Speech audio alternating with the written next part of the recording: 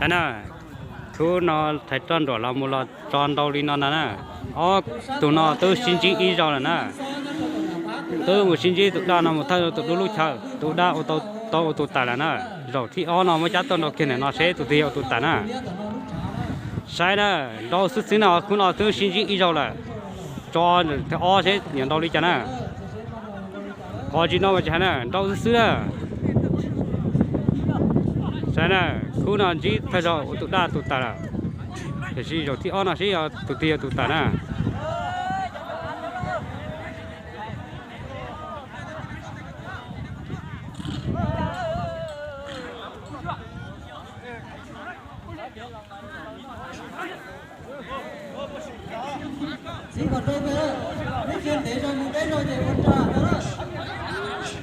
đây nè, có còn đâu xưa đó, chỉ xin làm đó không có đó là.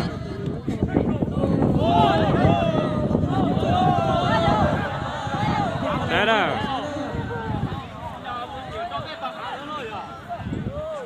Đấy đi cho là bé tôi nào là cho cắm cả chất tư sĩ chạy thay tôi đi ra bé là sai lên đó đó.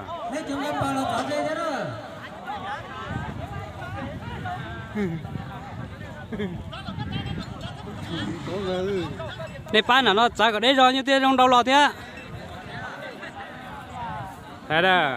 đâu là sẽ lên tiền tụi ta là ôi yo kia lên nó là nữa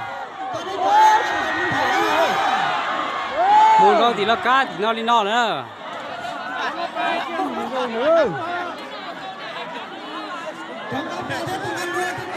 sao đó mà giá thấy tròn đồ nó cho lần đầu xếp về nó giá tụi nó xin chỉ đầu thì ít nữa xếp về nó đi chả nè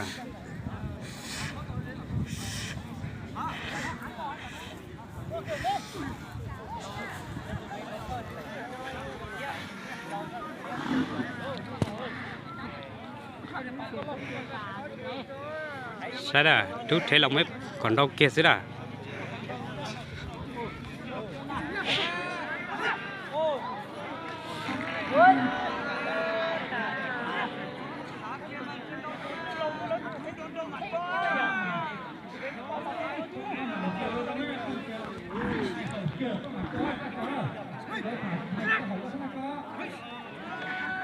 thôi cái tê đó nó thôi đó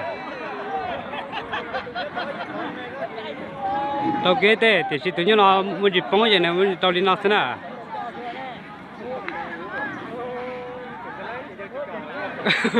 nó chỉ giờ chỉ cả rồi lo